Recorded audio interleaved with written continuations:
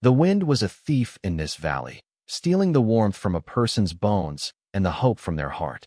It scoured the hard-panned soil, lifting dust in mournful veils that clung to the weathered gray wood of the cabin, the splintered rails of the corral, and the spirit of the woman who stood watching it all turn to ghost. Alara clutched the thin shawl tighter around her shoulders, the wool a poor defense against the relentless chill of an early autumn that promised a bitter winter. Her husband, Thomas, had always said the wind had a voice if you listened right. All Alara heard now was a hollow lament for everything she had lost. The ranch was dying. It was a slow, agonizing decay she was forced to witness every day. The creek had dwindled to a muddy trickle, a brown scar on the parched land. The well, their lifeline, grew stingier with each pull of the rope, the bucket coming up lighter, the water tasting of earth and desperation.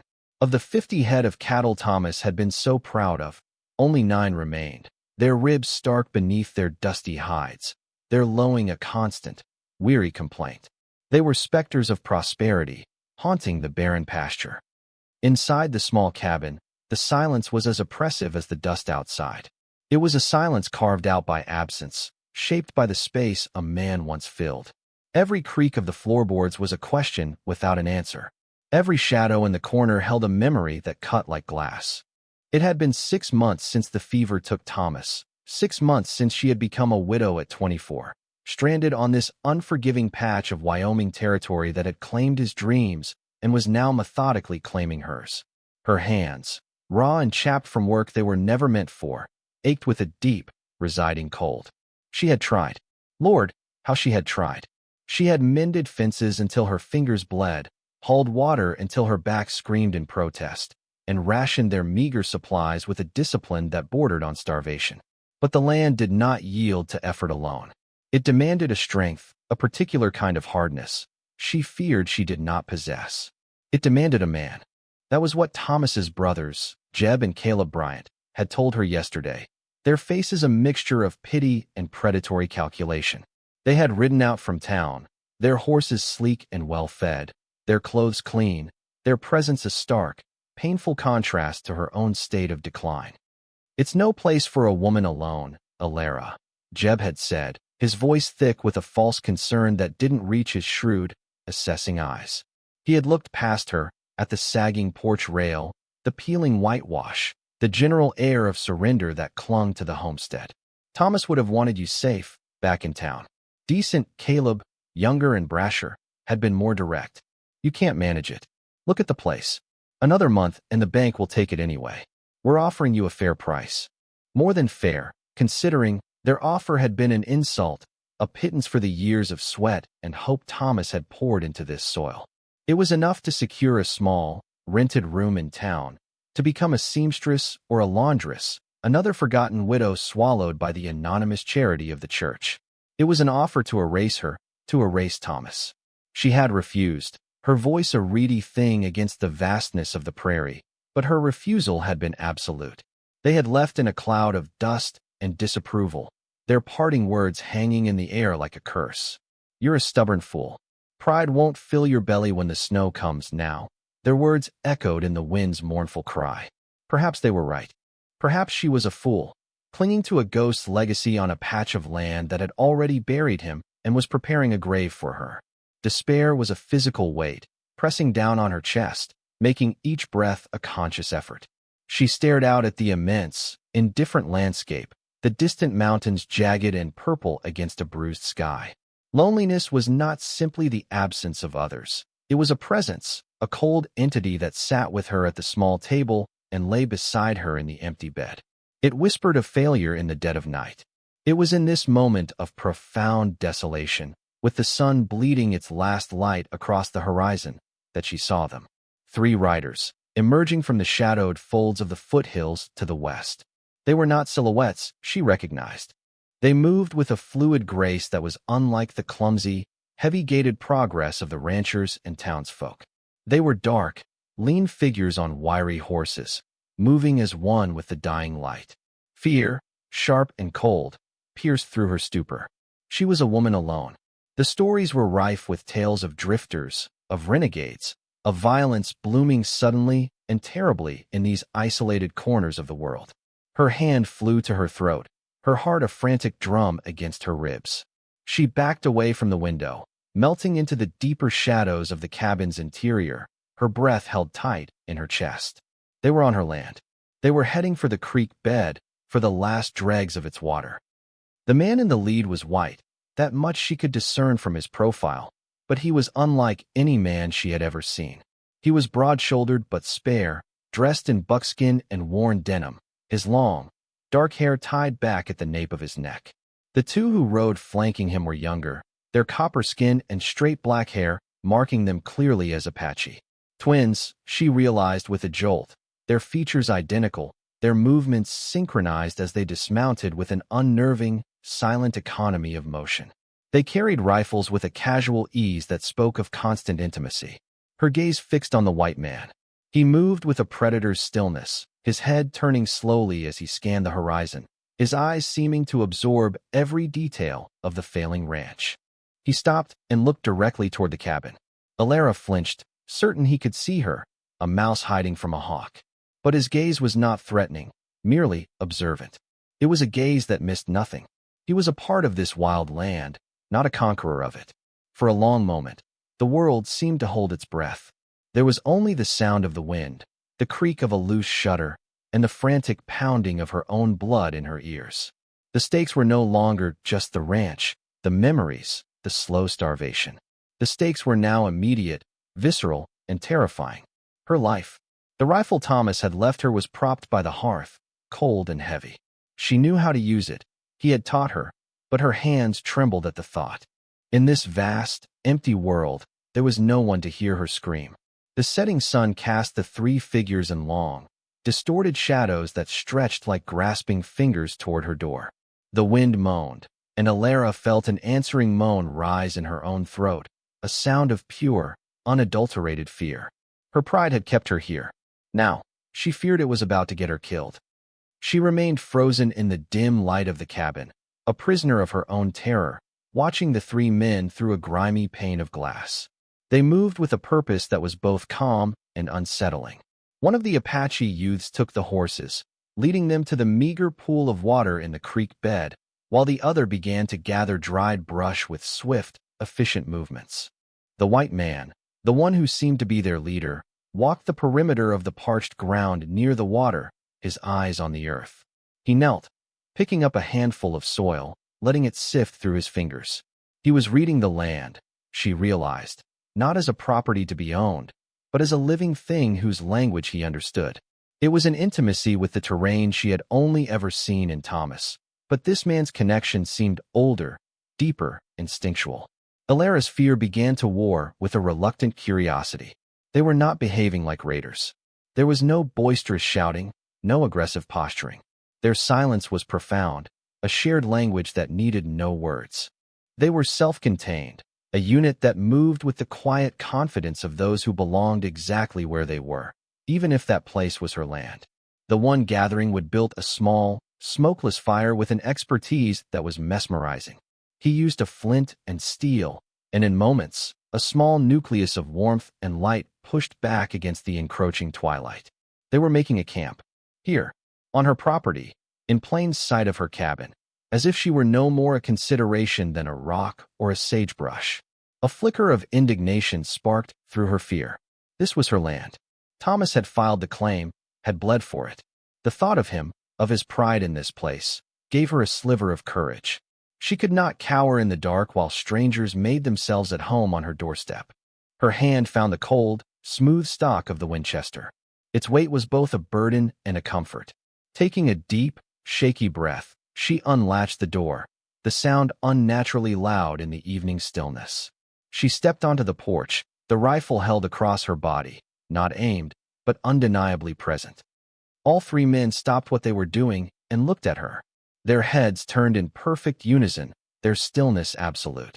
The firelight flickered across their faces, casting them in bronze and shadow. The white man's eyes met hers across the 50 yards of dusty ground that separated them. They were gray, she saw now, the color of a stormy sky, and they held a startling intensity. There was no surprise in them, no alarm. It was as if he had known she was there all along, had been waiting for her to reveal herself. "This is private property," she called out, her voice thinner than she'd intended, nearly snatched away by the wind. The man did not reply immediately. He simply watched her, his expression unreadable. One of the twins said something to him in a low, guttural language she did not understand. The man gave a slight, almost imperceptible shake of his head. Finally, he spoke, his voice as low and rough as stones in a riverbed. "The water is low everywhere. We mean no harm. We'll be gone by morning." His words were plain, direct, devoid of apology or deference. It was a statement of fact, not a request for permission. This simple declaration, this assumption of right, chafed at her frayed nerves more than an overt threat might have. It underscored her powerlessness. "There's barely enough for my own stock," she countered, gesturing vaguely toward the corral where her skeletal cattle stood motionless. "We saw," he said. The two words were heavy with meaning. "We saw your dying cattle, your dry creek, your struggle. We saw you." A flush of shame and anger burned her cheeks. She felt exposed, her poverty and failure laid bare for these strangers to witness. "You should move on," she insisted, trying to inject a steel she did not feel into her tone. The man took a step forward, out of the immediate circle of firelight. He was taller than she had first thought, his frame lean but powerful. "The horses need rest. We've pushed them hard." He wasn't arguing. He was explaining, as if to a reasonable person. But Alara did not feel reasonable. She felt cornered. "That's not my concern." A long silence stretched between them, taut and humming with unspoken tension. The two Apache youths watched her with impassive, dark eyes. They had not moved, their hands resting near the rifles propped against their saddles. They were waiting for his signal. The decision, she knew, was his alone. He held her safety, her very life, in his hands, and they both knew it. He gave a slow nod, a gesture of concession that surprised her. "All right." He turned to the twins and spoke again in their tongue. The one who had built the fire immediately began to douse it with dirt, his movements precise and unhurried. The other went to retrieve the horses. Alara stood, rifle still clutched in her hands, watching them prepare to leave. She had won. She had faced them down, and they were leaving. But the victory felt hollow, unsettling. A part of her, the pragmatic part that had been fighting for survival for 6 long months, knew she had made a mistake. The sun had now completely vanished, leaving the world in a deep, star-dusted indigo. The temperature was dropping rapidly. To send 3 men and their horses out into that cold, dark emptiness with no water, it was a cruelty born of fear. It was something Jeb or Caleb would have done. The thought soured in her mouth. As they mounted their horses, the white man looked at her one last time. His expression was not angry, nor was it pitying. It was something else, something that looked almost like disappointment. He wheeled his horse around and, without a backward glance, led the other two away, their forms quickly swallowed by the immense darkness. Alara remained on the porch, the cold seeping into her bones, the weight of the rifle a heavy reminder of her choice. The wind howled, and for the first time, it didn't sound like a lament. It sounded like an accusation. She had chosen fear over humanity, and in the profound, crushing silence of their departure, she felt more alone than ever before. The following day dawned cold and gray, the sky a lid of hammered pewter.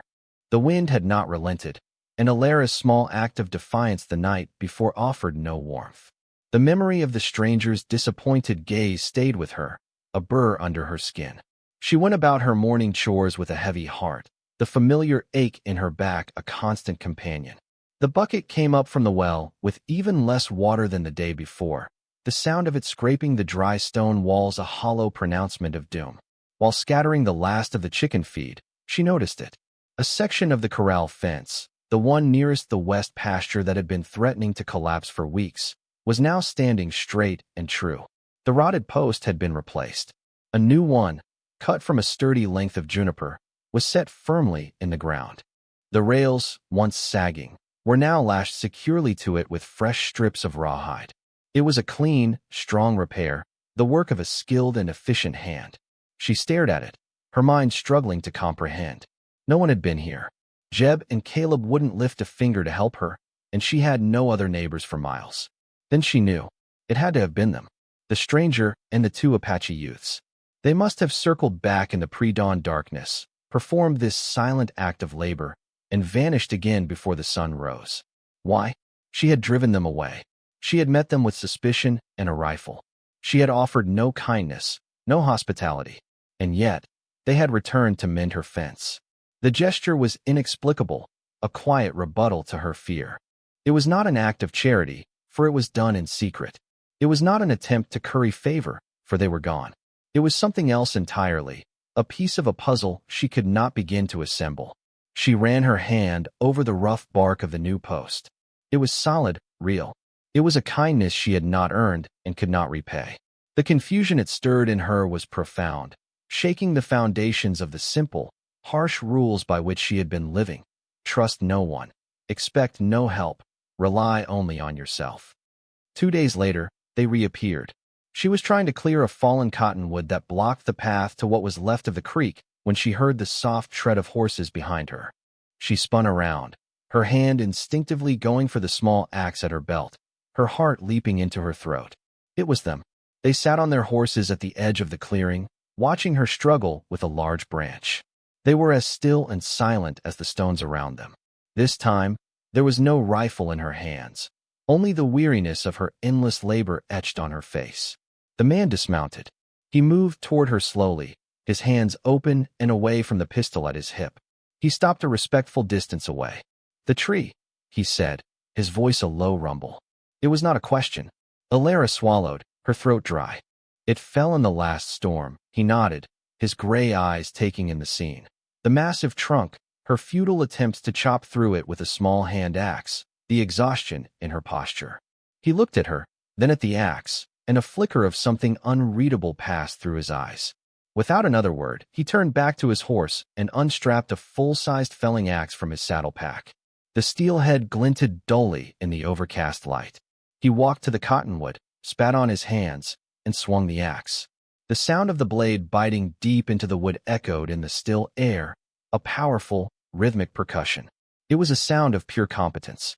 The two Apache youths dismounted and, with a shared understanding that needed no command, began to gather and stack the smaller branches she had already managed to break off. They worked in a seamless, coordinated rhythm, their movements economical and effective. Alara stood frozen, her own small axe feeling like a child's toy in her hand. She was superfluous, a spectator to their quiet efficiency. She should have been afraid or angry at their intrusion. Instead, what she felt was an overwhelming wave of relief, so potent it almost buckled her knees. For the first time in 6 months, a burden had been lifted, however briefly, by hands other than her own. She watched the man work. He was all controlled power, his shoulders and back muscles moving fluidly under his worn shirt. He was not chopping at the tree, he was dismantling it, reading its grain, finding its weaknesses. He was not fighting the wood, he was working with it. There was a respect in the act, a conservation of energy that spoke of long practice and a deep understanding of the natural world. In under an hour, they had done what would have taken her a week. The massive trunk was sectioned into manageable pieces, and the path was clear. The twins had stacked the cleared branches into a neat woodpile near her cabin, a winter's supply of firewood she desperately needed. The man stood leaning on the axe handle, breathing steadily, a light sheen of sweat on his brow. He looked at her. The fence post was dry, he said. It was his only acknowledgement of the earlier repair. "It will hold for now," Alara found her voice. I have no money to pay you." A faint, almost imperceptible smile touched the corner of his mouth and vanished just as quickly. "We didn't ask for any." He turned to leave, his companions already mounting their horses. "Wait," she said, the word surprising her as much as it did him. He paused, looking back at her over his shoulder. "You were right," she said, the admission costing her a piece of her stubborn pride. "The water is low everywhere. You can water your horses. Camp by the creek. If you need." He held her gaze for a long moment, his eyes searching her face. Then he gave a single, slow nod. He spoke to the twins, and they led the horses to the creek. This time, they did not build a fire. They simply let their animals drink and rest in the fading light. Alara went back to her cabin and did something she hadn't done for a stranger in a very long time. She put a pot of coffee on the stove and cut 3 thick slices from her last loaf of bread. It wasn't much, but it was all she had to offer. She carried the tin plates and mugs out onto the porch and set them on the top step, then retreated back inside, leaving the door slightly ajar. It was a silent offering, a mirror to his own. A few minutes later, she watched as he approached the porch alone, retrieved the food and coffee, and returned to his companions. They shared the meal in silence by the creek bed, their dark forms silhouetted against the twilight sky. It was not a truce, not yet, but it was a beginning. The arrangement was never spoken, but it settled into a quiet rhythm over the following days. Each morning, Silas, she had heard one of the twins murmur the name, and the 2 youths, Nodin and Kitchi, would appear from the foothills where they had made their main camp.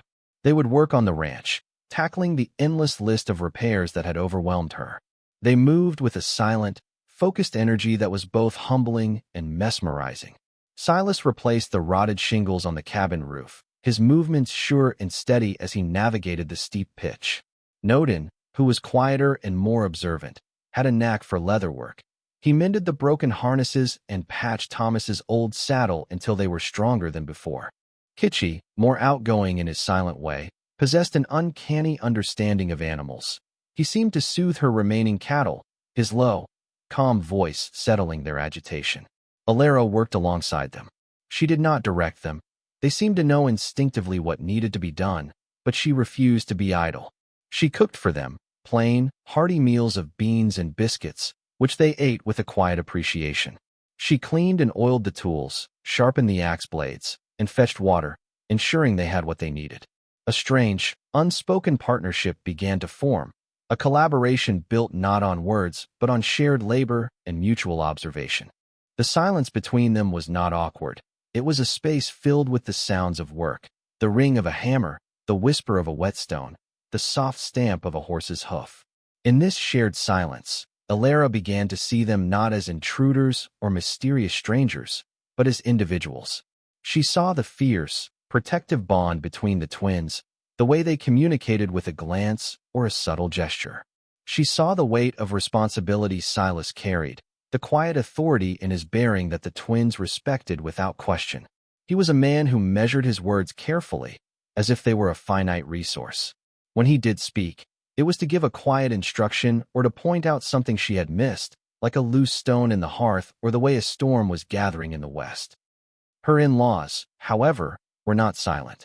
Jeb and Caleb rode out a week after Silas and the twins had begun their work. They found Alara on the roof with Silas, passing shingles up to him, while Nodin and Kitchi restrung wire on a length of fence. The Bryants reined in their horses, their faces masks of disbelief and righteous indignation. "What is the meaning of this, Alara?" Jeb demanded, his voice booming with authority. "Who are these people?" He spat the word out like something foul. "They're helping me," Alara said, her voice steady. She refused to be intimidated. "Not here, not now." "Helping you?" Caleb sneered, his eyes raking over Silas with contempt. "It looks to me like you've taken in strays." A squaw man and his half-breed pups, Silas didn't flinch. He continued to hammer a shingle into place, his movements deliberate, as if the Bryants were nothing more than a mild annoyance, like buzzing flies. Nodin and Kitchi stopped their work, their faces impassive, but their hands rested close to the knives at their belts. "You should be careful of the company you keep," Jeb warned, his tone turning menacing. "People in town are starting to talk. A lone widow, shacked up with them. It's not decent." Thomas would be turning in his grave. The mention of her husband's name was a deliberate cruelty, meant to wound and shame her. A hot knot of anger tightened in Alara's stomach. "Thomas would be grateful for the help," she retorted, her voice sharp. "Which is more than I can say for his own kin." Caleb's face darkened with rage. "Why you ungrateful? We made you a fair offer. We tried to help you, to save your reputation. And you throw it back in our faces for this riffraff." "Your offer was an insult," Alara said, her courage surprising her. "And this is my ranch. Who I have on it is my business. It'll be the bank's business soon enough," Jeb said, his voice cold. "And when it is, don't come crying to us. You've made your bed. Seems you're eager to lie in it with savages." He glared at Silas, who finally paused and met his gaze. Silas's gray eyes were flat and hard as granite. He said nothing, but the sheer force of his silent stare made Jeb shift uncomfortably in his saddle. There was a dangerous stillness about him, a promise of violence held in perfect check. After a tense moment, Jeb jerked his reins. "Come on, Caleb. She's a lost cause." They galloped away, leaving a trail of dust and acrid resentment. Alara's hands were trembling, but not from fear. It was rage. Pure, clarifying rage. She had spent months bowing under the weight of their judgment and her own grief. No more. She looked at Silas. He had already returned to his work, but he paused and looked down at her. "They will be trouble," he said. It was a simple statement of fact. "I know," she replied, her voice firm. He held her gaze for a second longer, a flicker of something, respect, perhaps, in his eyes. Then he nodded and went back to hammering. The confrontation had changed something. It had drawn a line in the sand. On one side were the Bryants, the town, the world of so-called decency and its suffocating judgments. On the other side were the four of them, a strange and silent alliance, bound together by the shared soil of a dying ranch. The jeers of her kin had not broken her. They had forged her resolve into something hard and unyielding. She was no longer just a widow surviving. She was a woman fighting back. The ranch began to breathe again. Under their combined efforts, the homestead slowly shed its air of decay. Fences were mended, the barn roof was patched, and the tools were cleaned and organized. The place began to resemble a working ranch rather than a monument to failure. But these were surface repairs. The core problem, the one that gnawed at Alara's peace, remained: the lack of water and the dwindling herd. The land was still dying, and winter was a wolf circling ever closer. Alara found she could not sleep, her mind a churn of numbers and grim calculations. There wasn't enough hay to last the winter, not enough money for feed, not enough cattle to sell to make a difference. The Bryant's prophecy of the bank taking the ranch felt more inevitable with each passing day. One evening, as the sun set in a blaze of orange and purple, she found Silas sitting on the top rail of the corral, staring out at the vast, empty expanse to the west. He was often like this at dusk, his stillness a stark contrast to the constant motion of his days. Nodin and Kitchi were nearby, cleaning their rifles with meticulous care. Alara walked over, her boots scuffing in the dust. She stood beside him, her own gaze following his. "It's beautiful," she said softly, speaking of the sunset. "But it doesn't fill your belly." He didn't look at her, but she felt his attention shift to her. "No," he agreed. "It doesn't." A heavy silence fell between them, filled with the things they both knew but hadn't said. The futility of their labor, the slow march of her ruin. "I'm going to lose it," she said, the words a stark confession. The ranch. Jeb and Caleb were right. "I can't hold on." She had not intended to show him this vulnerability, but the words tumbled out, raw and painful. She expected him to offer a platitude, or worse, to say nothing at all. Instead, he was quiet for a long time, his profile etched against the fading light. "There are other ways to live off this land," he finally said, his voice low. "Other herds." She looked at him, confused. "What herds?" "My 9 cattle." He finally turned his head and met her eyes. The intensity in his gaze was startling. "Come with me," he said. It was not a question or a request, but a quiet command. Tomorrow, at dawn, he offered no further explanation, and she, guided by an instinct she was just beginning to trust, did not ask for one. The next morning, before the sun had even touched the horizon, they rode out. Nodin and Kitchi remained behind, their presence a silent assurance that the ranch would be watched over. Silas led her west, away from the familiar, sparse pastures and into the wild, untamed foothills she had only ever seen from a distance. The terrain grew rougher, the land rising into rocky canyons and mesas cloaked in juniper and pine. He navigated the rugged landscape with an unerring sense of direction, his horse picking its way through paths that were invisible to her. They rode for hours, the silence broken only by the clatter of hooves on stone and the sigh of the wind through the trees. Just as the morning sun grew warm on her back, he reined in his horse at the edge of a high, hidden plateau. He dismounted and gestured for her to do the same. Quietly, he whispered, his voice barely a breath. He led her on foot to the rim of the plateau, motioning for her to stay low. She crept forward, and peered over the edge. What she saw stole her breath. Below them, in a vast, basin-like valley watered by a hidden spring, was a herd of horses. Not a dozen, not 50, but hundreds. They were Mustangs, wild and magnificent, their coats a shifting tapestry of color, bays, roans, paints, and blacks. They moved like a living river, grazing peacefully, their foals gamboling at their mother's sides. A powerful stallion, a great black beast with a fiery eye, stood watch on a small rise, the undisputed king of this hidden domain. There had to be 200 of them, maybe more. It was a treasure beyond imagining, a force of pure, untamed life thriving in secret while her own world withered and died. "My God," she breathed, the words a prayer. "Where did they come from?" "They have always been here," Silas said, his voice filled with a quiet reverence. "The descendants of Spanish barbs, mixed with ranch stock that got loose over the years. This land is their home. My wife, she was Apache.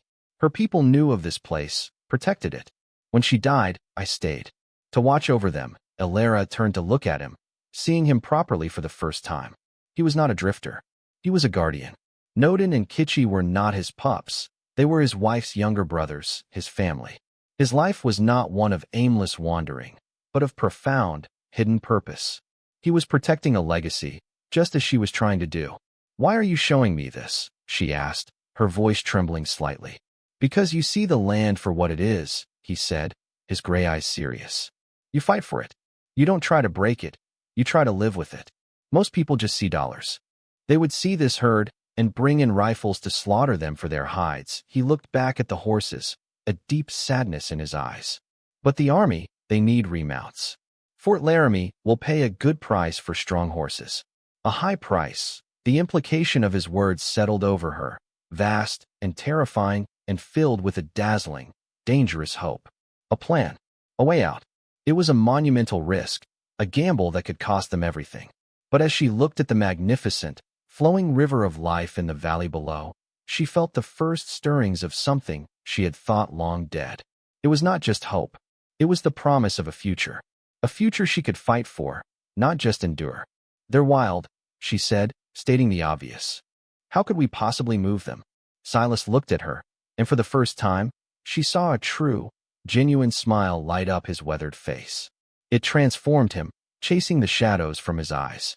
"Nodin and Kitchi are the best horsemen I've ever known," he said. "And I'm not so bad myself. But we would need a fourth. Someone who knows the brand of desperation that makes a person fearless." He was offering her a partnership. A real one. Her fate, and the fate of this hidden, beautiful herd, would be in her hands as well. She looked from the horses to his face, and back again. The wind whipped a strand of hair across her cheek, and she didn't bother to brush it away. For the first time in a very long time, the wind did not sound like a lament. It sounded like a call to action.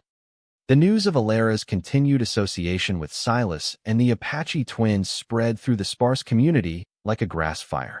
When she rode into the small settlement of dusty buildings that passed for a town to purchase supplies, the whispers followed her like a shadow. Women who had once offered her thin smiles of pity now turned away, their faces pinched with disapproval. Men at the saloon stopped their conversations to watch her pass, their gazes a mixture of contempt and crude speculation. The Bryants had done their work well, poisoning the well of public opinion against her. They had painted her as a fallen woman, a disgrace to her husband's memory, who had taken up with a renegade and his savage companions. The narrative was simple, ugly, and effective. Her in-laws were waiting for her outside the general store, their presence a deliberate, public confrontation. Jeb stood with his arms crossed, his face a thunderous mask, while Caleb leaned against a post, whittling a stick with a menacing slowness. "Still playing house with that white Indian?" Caleb drawled, loud enough for the onlookers to hear. "Or has he moved you out to his teepee already?" Alara ignored him, tying her horse to the hitching post with steady hands, though her heart was pounding. She would not give them the satisfaction of a reaction. "We hear you're running low on flour, Alara," Jeb said, his voice dripping with false sympathy. "And everything else. Miller told us your credit is done. How are you feeding your guests?" "That is none of your concern," she said, her voice low and even. She tried to step past them, but Jeb blocked her path. "It is our concern," he said, his voice hardening. "It's Thomas's name you're dragging through the mud. This ranch, this land, it carries our family name. You will not dishonor it. The only dishonor is how you've treated his widow," she shot back, her anger finally breaking through her composure. "You've offered nothing but insults and threats since the day he was buried." A small crowd was gathering, drawn by the prospect of a spectacle. Jeb's face flushed with anger. He grabbed her arm, his fingers digging into her flesh. "You listen to me. We are giving you one last chance. Sign the deed over to us. We'll give you enough to get on the stagecoach and go back east where you belong. Leave this place and this filth behind. Let go of me," she said, her voice dangerously quiet. She tried to pull her arm away, but his grip was like iron. Suddenly, a shadow fell over them. Silas had materialized behind Jeb, as silent as a ghost. Alara hadn't even heard him approach. Nodin and Kitchi were with him, positioned on either side, their dark eyes fixed on Jeb. They had followed her into town, a silent, watchful escort she hadn't known she had. Silas did not speak. He simply placed his hand on Jeb's shoulder. It was not a violent gesture, but the pressure he applied must have been immense. Jeb's face went pale, and his grip on Alara's arm instantly slackened. He turned, his eyes wide with a mixture of fear and fury as he looked up at Silas. "This is family business, Drifter," Jeb snarled, trying to regain his composure. "Stay out of it." Silas's gray eyes were chips of ice. "She said to let go," he stated, his voice a low, menacing growl. The threat was unspoken, but perfectly clear. Caleb moved to stand beside his brother, his hand dropping to the butt of the pistol on his hip. Nodin and Kitchi mirrored the movement, their hands hovering over their own weapons with a fluid, practiced ease. The air grew thick and heavy, the moment stretching until it was thin enough to snap. The townsfolk who had been watching backed away, not wanting to be caught in the crossfire. Jeb, for all his bluster, was a coward at heart. He looked from Silas's unyielding face to the deadly readiness of the twins and made his decision. He shoved Alara away from him and took a step back, raising his hands in a gesture of mock surrender. "Fine," he spat. "Protect your whore." But this isn't over. He and Caleb backed away, their faces contorted with hate and humiliation. They mounted their horses and rode off, kicking up a storm of dust. The confrontation left Alara shaken, but also strangely exhilarated. Silas had defended her. He had stood for her, publicly. He had drawn a line that the Bryants had been forced to respect. She looked at him, her gratitude too immense for words. He simply gave her a short, sharp nod, his expression revealing nothing. Then he turned his attention to the store. "Get what you need," he said. "We'll wait." Inside the store, Mr. Miller, the proprietor, who had moments before been preparing to refuse her credit, suddenly became much more accommodating. The display of quiet, lethal force outside had clearly made an impression. As Alara gathered her supplies, flour, salt, coffee, and ammunition, she knew that things had escalated to a point of no return. The Bryants would not let this public humiliation go unanswered. They had been made to look like fools, and their pride would demand vengeance. They would no longer be content to wait for the bank. They would become a direct, physical threat. The journey back to the ranch was quiet, the four of them riding together. The unspoken reality of their situation hung in the air between them. They were no longer just four individuals working on a ranch. They were a unit, an alliance forged in opposition. The Bryants' aggression had solidified their bond in a way that weeks of shared labor never could. That night, as a cold wind rattled the windows of the cabin, Alara knew their time was running out. The plan to drive the Mustangs was no longer a distant hope for the future. It had become an urgent necessity. It was their only move left on the board. The decision was made without a formal discussion. The confrontation in town had stripped away any pretense that they could coexist with the Bryants or wait for a better season. Survival now demanded action, swift and decisive. The next morning, the four of them gathered around the rough-hewn table in Alara's cabin. A map, painstakingly drawn by Silas on a piece of tanned hide, was spread between them. It showed the canyons, the watering holes, and the hidden passages between their valley and Fort Laramie, over 100 miles to the southeast. "It will take a week, maybe more," Silas said, his finger tracing a winding route through the treacherous terrain. "The first 2 days are the hardest, getting them out of the basin and through the narrow passes here." He pointed to a section of jagged lines. After that, the land opens up, but we'll be more exposed, Noden spoke, his voice low, his English careful and precise. The black stallion. He will fight us. The herd follows him. We must control him, or we control nothing. He is the key. Kitchi agreed, his gaze fixed on the map. He will try to lead them back to the valley or scatter them into the rocks. The plan was audacious. They would use the natural topography of the land to funnel the herd, with Noden and Kitchi, the most skilled riders, working the flanks. Silas would ride point, trying to challenge and turn the lead stallion, while Alara's job would be to ride drag, keeping the stragglers from falling behind and watching their back trail for trouble. The Bryants will come, Alara said, her voice steady. It was not a question. They will, Silas confirmed, his expression grim. They won't know what we're doing, not at first.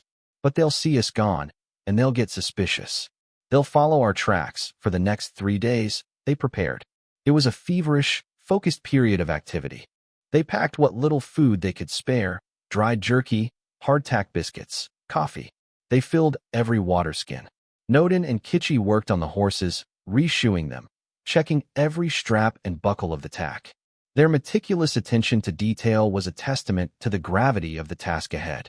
Silas spent his time sharpening their knives and cleaning the rifles, ensuring every weapon was in perfect working order. Alara felt a transformation within herself. The despair that had been her constant companion for months was burned away by the heat of purpose. She was no longer a passive victim of her circumstances. She was an active participant in her own salvation. She mended their clothes, cooked the food, and studied the map until she had memorized every landmark Silas had drawn. She practiced with her rifle, firing at targets until her shoulder ached and the smell of gunpowder clung to her hair. She needed to be more than just a passenger on this journey. She needed to be a capable partner. On the third night, a sense of quiet solemnity settled over the small cabin. Their preparations were complete. Outside, a storm was brewing, the wind rising to a frantic howl. Inside, the fire crackled in the hearth, casting long, dancing shadows on the walls. They sat together, the silence comfortable, each lost in their own thoughts. Alara looked at the 3 men who had, in a few short weeks, become the center of her world. Silas, stoic and resolute, the anchor of their small group. Noden, quiet and watchful, his intelligence shining in his dark eyes. Kitchi, whose rare smiles were as bright and sudden as a flash of lightning. They were outcasts, all of them, just like her. A bond had formed between them that transcended words, forged in shared hardship and a common goal. Silas looked up from the fire, and his eyes met hers. Thomas was a good man, he said unexpectedly. The sound of her husband's name, spoken by this man, did not bring her the usual pang of grief. It was a simple, respectful acknowledgement of the past. He tried to work with this land. He listened to it, he loved it, Alara replied softly. But it didn't love him back. The land doesn't love, Silas said, his voice a low murmur. It is. It provides, it takes away. You have to learn its rhythms, move with it. You cannot force it to bend to your will. That is what your husband's brothers do not understand. They see it only as something to be broken and sold. He was right. The Bryants saw the world in terms of ownership and profit. Silas and the twins saw it as a living entity to be respected and understood. In that moment, Alara knew she had chosen the right side. Her fight was not just for a piece of property. It was for a way of life, a philosophy. It was for Thomas's dream, but it was also, finally, for her own. She rose and went to the small wooden chest where she kept her few precious belongings. She took out a small, intricately beaded pouch. This was a gift, she said, holding it out to Silas. From a Shoshone woman Thomas helped one winter. I want you to have it. For luck, Silas looked at the pouch, then at her. He hesitated for a moment before taking it, his calloused fingers brushing against hers. He did not open it, but simply nodded his thanks, his eyes conveying a depth of gratitude that needed no words. He tucked it safely inside his shirt. As the storm broke outside, lashing the cabin with wind and rain, a sense of peace settled in Alara's heart. The path ahead was dangerous and uncertain. They might fail. They might die. But for the first time since Thomas's death, she was not afraid. They would face the storm together. The horse drive began in the cold, gray light of a false dawn. They moved like wraiths into the hidden valley, the sound of their approach muffled by the damp earth. The Mustangs were a restless sea of movement in the morning mist, their breath pluming in the chill air. The great black stallion sensed them first, his head snapping up, his nostrils flaring. He let out a piercing scream that was both a warning and a challenge, a sound that echoed off the canyon walls. That sound was the starting gun. What followed was a maelstrom of controlled chaos. Silas rode directly at the stallion, not to fight him, but to harry him, to turn him from his instinctual flight path toward the high country and push him toward the narrow canyon that was their only exit. The stallion reared, his hooves slashing the air, a magnificent display of wild defiance. But Silas was his equal, his horse a nimble extension of his own will, anticipating the stallion's moves, constantly applying pressure. Nodin and Kitchi were poetry in motion. They flanked the herd, their voices a series of sharp, bird-like calls that the horses seemed to understand. They rode with a reckless grace, leaning low over their horses' necks, their bodies a part of the animal, weaving through the panicked herd to head off splinter groups, keeping the river of horseflesh flowing in the right direction. Alara's role was just as crucial.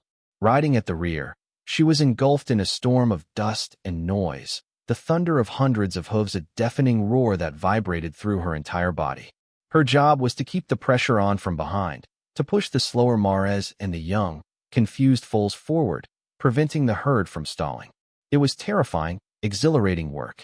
The sheer power of the animals was overwhelming, a raw, primal force of nature that threatened to sweep her away. She rode harder than she ever had in her life, her horse lathered in sweat, her throat raw from shouting. They funneled the herd into the narrow canyon, the rock walls amplifying the thunder of their passage. For a terrifying hour, it seemed they might lose control, the animals packed so tightly they threatened to crush one another in their panic. But Silas, Nodin, and Kitchi worked in perfect concert, their pressure relentless and precise.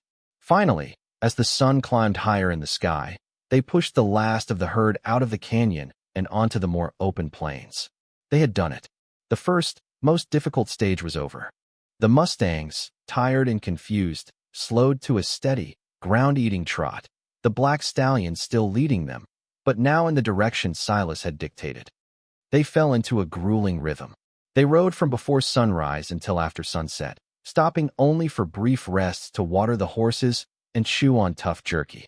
Sleep came in short, exhausted shifts, with one person always on watch. The land was harsh and unforgiving, a panorama of sagebrush, rock, and endless sky. Alara ached in every muscle, her body bruised, her face chapped by the wind and sun. But she felt more alive than she ever had. She learned to read the herd's mood, to anticipate a breakaway before it happened, to conserve her horse's energy. She learned to trust her partners implicitly, to know that if she focused on her job, they would be doing the same. On the fourth day, Kitchi, who had been scouting ahead, rode back hard, his face grim. "Riders," he said, pointing to the faint plume of dust on the horizon behind them. "Two of them. Pushing hard, the Bryants," Silas said, his voice flat. It was not a surprise, but the reality of it sent a cold dread through Alara. "How long until they catch us?" she asked. "A day, maybe less. They're not burdened with a herd that night." They made a cold camp in a rocky draw that offered some cover. The mood was tense. The threat that had been chasing them was now close enough to touch. "They won't try to take the herd from all of us at once," Silas said, staring into the darkness. "They'll wait for a chance. A storm, a river crossing, a moment of weakness, or they'll try to stampede them," Nodin added quietly. "Scatter them so they are worthless to us. It is what I would do if my heart was black." Alara felt a chill that had nothing to do with the night air. The Bryants didn't want the horses, they wanted to ruin her. They wanted to destroy her last hope out of pure, spiteful malice. The confrontation came the next afternoon. They were pushing the herd through a wide, arid basin when the Bryants appeared, cresting a ridge a half-mile away. They didn't ride down immediately, but shadowed them, staying just out of rifle range, their presence a constant, unnerving pressure. They were waiting for their moment. It came as dusk began to fall. A deep arroyo with steep, crumbling banks lay across their path. It was the only way forward. As Silas and the twins began to carefully guide the lead animals down the treacherous slope, the Bryants made their move. They charged down the ridge, firing their pistols into the air, screaming like madmen. Their goal was clear: to panic the rear of the herd and create a disastrous stampede in the bottleneck of the arroyo. The horses at the back squealed in terror, their eyes rolling. They began to turn, to bolt, threatening to crush those ahead of them. This was the moment Alara had been dreading. This was the test. Her first instinct was to flee, to save herself from the crushing wave of panicked animals.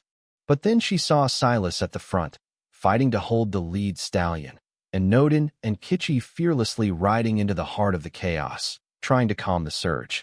They were not running. They were holding their ground. Something inside her solidified. The fear was still there, a cold, hard knot in her stomach, but a new, unyielding resolve rose to meet it. This was her fight. These were her partners.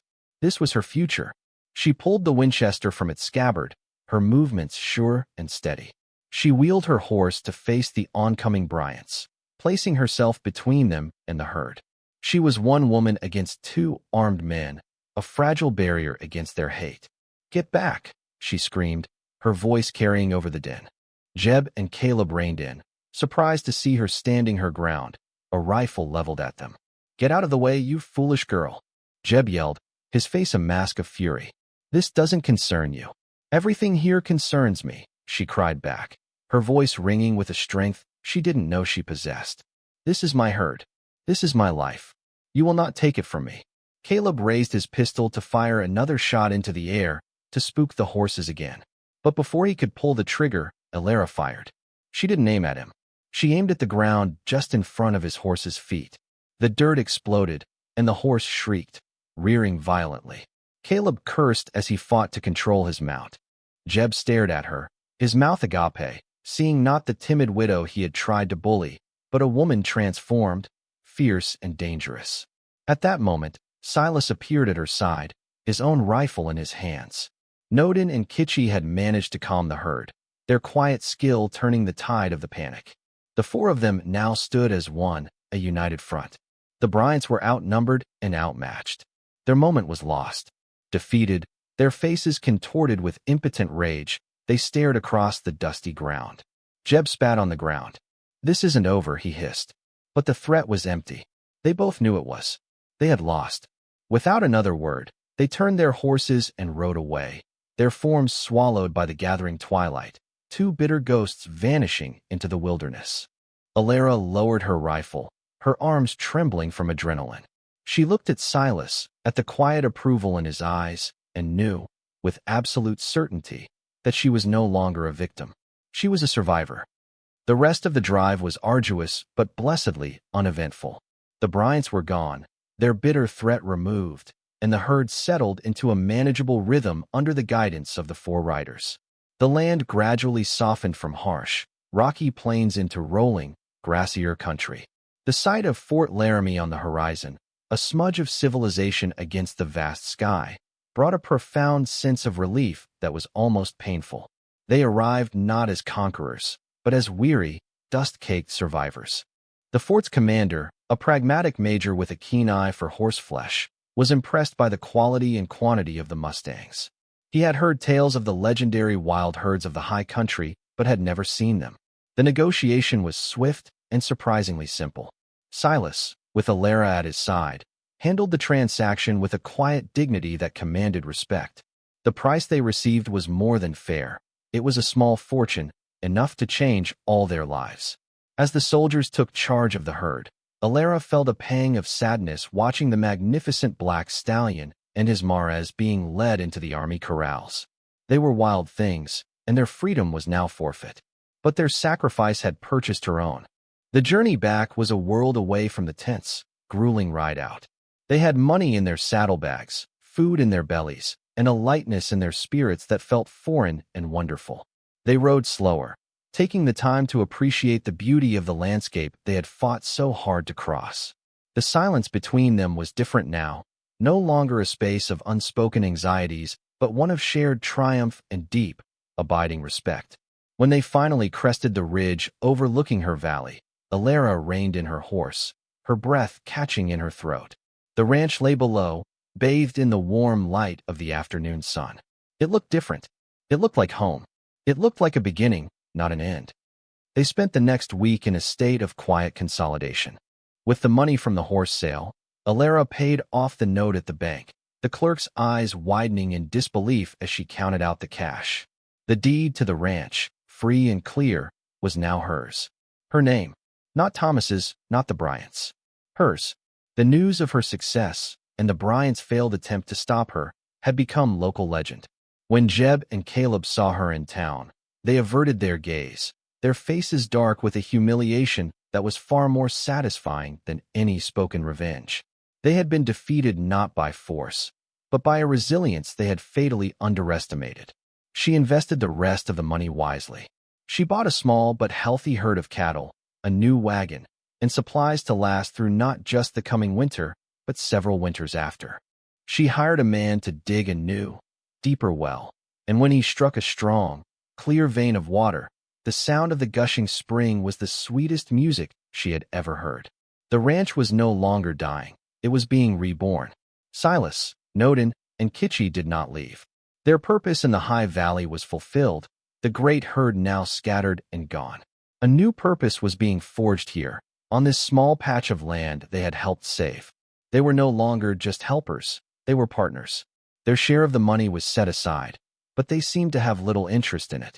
Their wealth was in their freedom, their skills, and their loyalty to one another.